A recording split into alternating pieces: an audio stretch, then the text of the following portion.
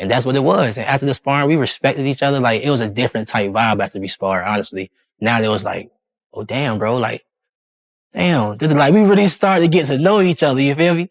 Because when he came to our gym, he was popular. Like, Shakur was the guy. They knew him. Everybody knew him in amateurs. One thing I can say, though, because I've been seeing, we've been amateur together and stuff. Right. Yeah. Teo can fight. Teo can fight. The boxing world reacted quickly after sparring footage surfaced involving Keyshawn Davis and Shakur Stevenson. The leaked clip drew attention to the high intensity and skill level seen during elite training sessions. Davis later explained that moments like these don't define a fighter's career, but instead reflect how sharp timing, preparation, and focus are during top-level camps. Having observed both Shakur Stevenson and Teofimo Lopez since their amateur days, Davis emphasized that success in boxing often depends on strategy, speed, and readiness rather than reputation alone.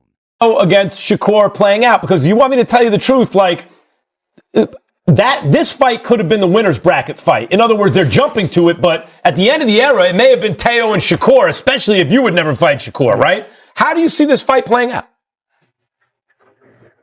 I see it playing out, let's say, I see it starting off slow. Okay.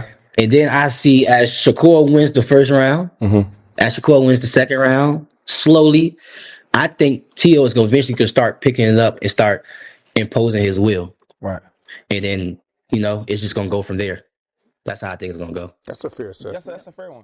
Keyshawn Davis later reflected on that sparring session, clarified that it was purely competitive with no personal intentions involved. He described how difficult it was to land clean punches, as Stevenson consistently found openings with quick counters. Despite the challenges, Davis continued pressing forward, understanding that easing up could shift momentum. The experience helped reinforce his respect for Stevenson's abilities and highlighted the importance of persistence, awareness, and discipline inside the ring. I'm confident. I'm knowing I'm about to go in here and beat him up, right? Man, I get in the ring, man. Why I cannot hit this man, right? I cannot hit him, but he touching me. So I was like, oh, this is different. He different. Like, he different. So I just keep, I'm 14, he's 16. I just keep going. I just keep going. So some getting through, some not. Some getting through, some getting not. And I felt as if I was to step off the gas pedal, he was going to get me. So I just had to keep going. You feel me? And I know he explained that a lot of times in interviews, like, that's why he respect me so much, because in that sparring right there, I didn't respect him at all. I was just trying to F him up. You know what I'm saying? Like, and that's what it was. And after the sparring, we respected each other. Like, it was a different type vibe after we sparred, honestly. Now it was like, oh, damn, bro. Like, damn. Like, we really started to get to know each other, you feel me? Because when he came to our gym, he was popular. Like, Shakur was the guy. They knew him. Shakur Stevenson has remained fully locked in throughout his fight camp, showing a high level of commitment and professionalism. Each training session focuses on refining technique, improving speed, and building endurance. Beyond physical preparation, Stevenson dedicates time to studying opponents, breaking down tendencies, and visualizing fight scenarios. His camp centers on consistency, precision, and steady improvement, ensuring he enters the ring confident, focused, and ready to execute his game plan at the highest level. Discipline, time away from my family. How you gonna beat me? Ain't no way you can beat me that way, bro. That's why I keep saying I'm the best. Niggas don't want this shit more than me. I know it. I know it. I want this shit so bad. So bad. Shit easy, gang. Easy, man. Easy. Always easy, man. You already know. Always easy, man. It's supposed to be a sprint. Let's go. This ain't no sprint. No, it's a job. Let's go. We ready. Keyshawn Davis also spoke about his long-standing relationship with Shakur Stevenson, explaining that their connection goes back many years. He described Stevenson as more than just a training partner, often referring to him as family. While competition naturally developed between them, it served as motivation rather than conflict. Their shared journey pushed both fighters to improve while maintaining mutual respect. Davis emphasized that their rivalry was always built on encouragement, learning, and a common goal of reaching boxing's highest level. it's family, bro. Like I'm never ever fighting Shakur. You know what I'm saying? I'm not. It's not even gonna feel right. What were some of the experiences like with you guys growing up like as young men and young teenagers in Virginia? Like what some of those things that shaped you to know like he's my brother, man. I could never do that. Yeah, the moment when I was like, all right, yeah, Shakur, I genuinely actually got real love for you was when I was going through my deep depression times. Even before I was going into the mental home, I used to tell my brother a lot. But then I started like backing off from my little brother because he was my little brother. I started talking to Shakur a lot about like how I was feeling and how I was thinking and what I was doing to myself. And Shakur was just giving me advice that I really like take in and like, damn, okay, I got you and stuff like that. And then I end up going to the mental home and, you know, like he calling me in there, checking up on me and stuff like that. I get out of the mental home, he pulling up on me, making sure I'm straight, making sure I get back in the gym, making sure I continue to do what I love. So. During an appearance on the Ariel Helwani show, Shakur Stevenson addressed his upcoming matchup with Teofimo Lopez. Known for his calculated style and ring intelligence, Stevenson responded confidently to doubts surrounding the fight. He stated that Lopez has yet to face an opponent with his combination of speed, control, and tactical awareness. Rather than focusing on external expectations, Stevenson emphasized preparation and execution, explaining that his priority is performing at his best against a challenging opponent. Ooh, I mean, that's their opinion. Like, you know, they could say that. But I know he never fought nobody on my level. Like, I'm 1,000,000% sure that Tio has never seen nobody as good as me in his life. He's talking about like once he gets through you, then he wants Crawford, names like that. How do you think he would do against someone like Terrence at this point? I think he gets knocked out. Can't even hang with him. Yeah, he's too little. Bud is too big for him. Right. As far as skills, though, do you think he's on par with the likes of Terrence? I'm not gonna say he's on a Terrence Crawford level of skills, but he's very skillful. He got a lot of things with him that puts him at a high level. One thing that was interesting to me was it seemed like you were going to move on from Matchroom, but now Eddie Hearn is involved in this, and this is a Matchroom event. It seems like I know it's a ring card too, but he's promoting it here in the United States. So, what is the state of your relationship with Eddie and Matchroom at this point? Eddie's my guy. I'm actually not signed to Matchroom, but he's my guy. I'm a big fan of Eddie Hearn, and nothing but respect to him. But I'm glad he's the promoter that's on this card. I'm glad to share the spotlight with his promotional company. So if he's your guy, how come you're not signed to Matchroom? I mean, it's just business. If it makes sense, then I will. You know, if it come down to it and that's what makes sense, then we'll do it. But right now, I don't think it makes sense. Okay, so are you just more of like your own man at this point? Your own entity? Yeah, I am. Okay. Do you negotiate with the ring people, with Turkey? You just do that yourself? No, me and my manager. Respected boxing analyst and commentator Boozy Ennis shares perspective on the Stevenson versus Lopez matchup. Ennis cautioned against overlooking Stevenson, pointing out that his quickness is not just physical speed, but complete skill that allows him to manage distance, avoid danger, and create scoring opportunities. According to Ennis, fighters who rely primarily on strength without accounting for movement and timing often struggle against Stevenson's style. He stressed that respecting Stevenson's abilities will be key for Lopez in this matchup. Take them apart. And I gotta tell everybody that Whichcomb is real athletic too. Teofimo. So I mean, I don't think it's gonna be an easy fight. You know what I mean? People think, a lot of people say it's gonna be easy and all that. Nah. Teofimo can punch and he can box. And like I said, he's real athletic. So, you know what I mean? That'll make it a little difficult right there. You know what I mean? I see a lot of people going back and forth with it. Some people think Tio got the advantage because of the weight and that he's athletic and explosive. Some people say Shakur is the better boxer. Yes. Right?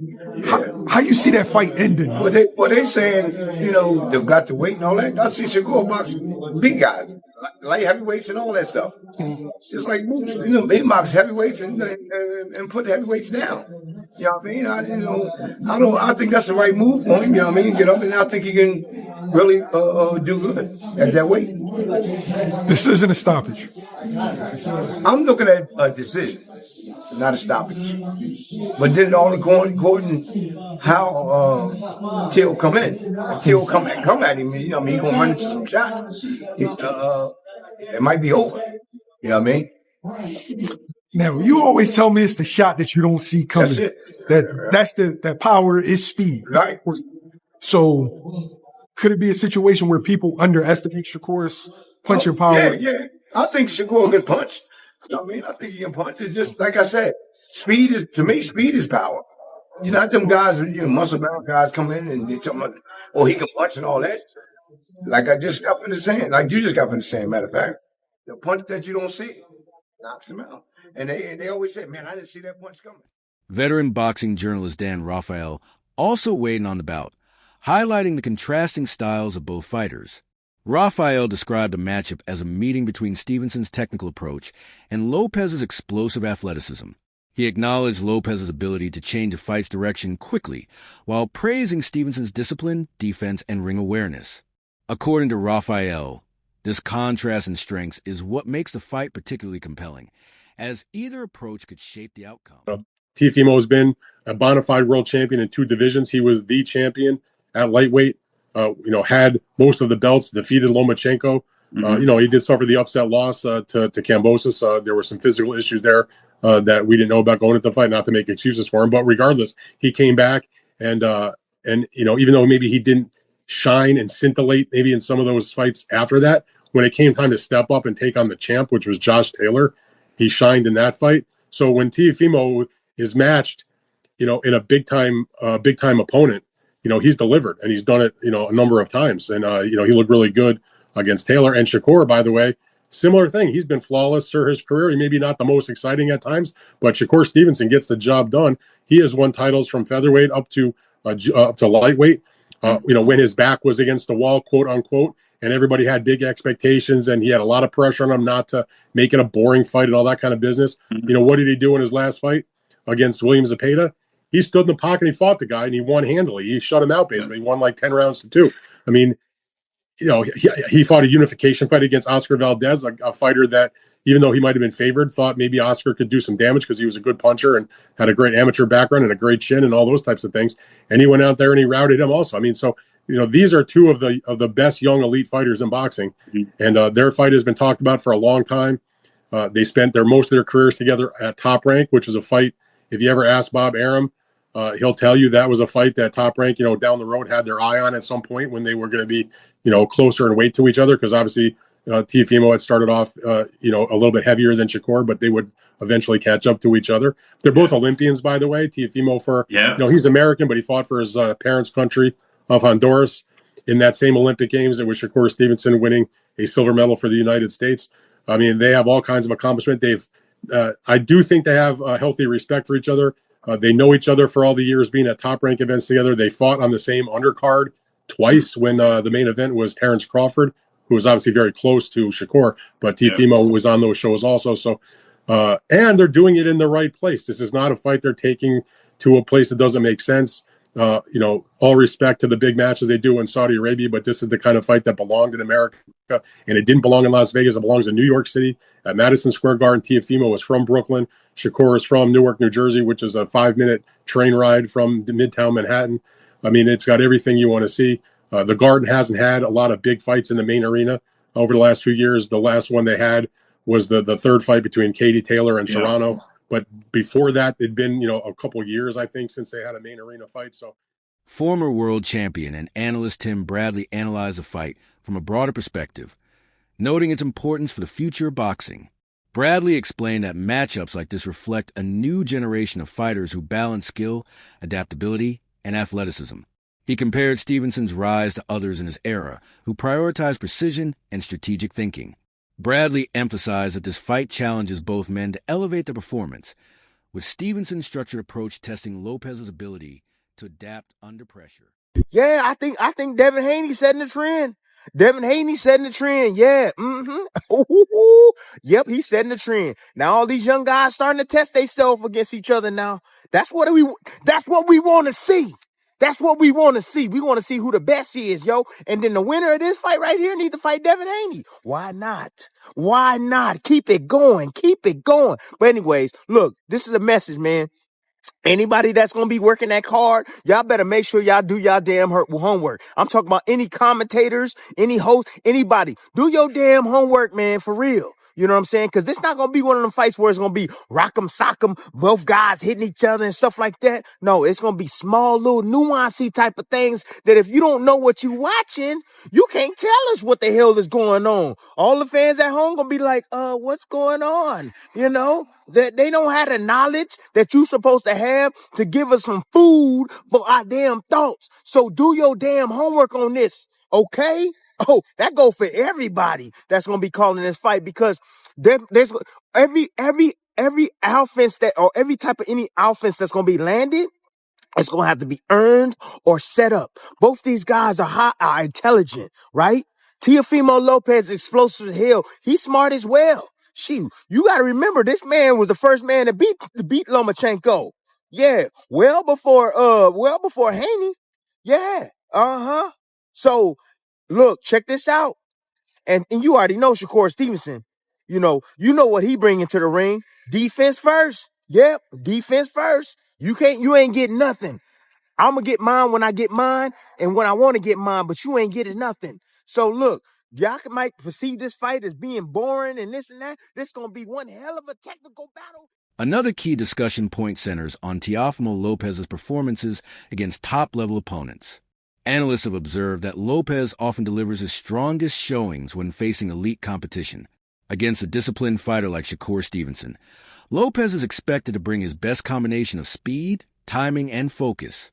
However, experts note that patience and control will be crucial. Stevenson's ability to manage distance and anticipate attacks makes decision-making a defining factor, requiring Lopez to balance aggression with strategy throughout the fight.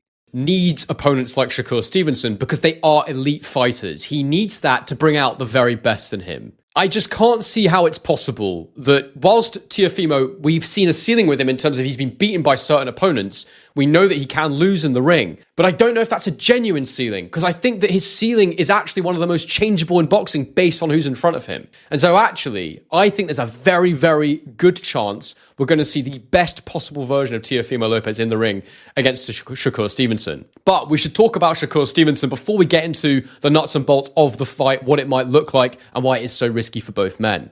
Now, Shakur Stevenson is currently undefeated. He's 24-0 with 11 KOs. He turned pro back in 2017. He's the same age as Teofimo Lopez at 28 years old, both men in their athletic primes. He's 5'8".